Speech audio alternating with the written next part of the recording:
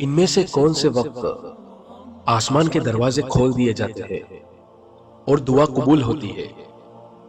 ए, जिहाद के वक्त। बी, मरीज की अयादत के वक्त।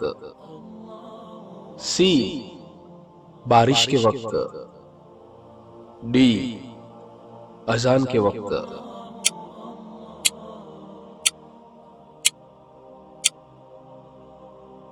और इस सवाल का सही जवाब है डी, अजान के वक्त।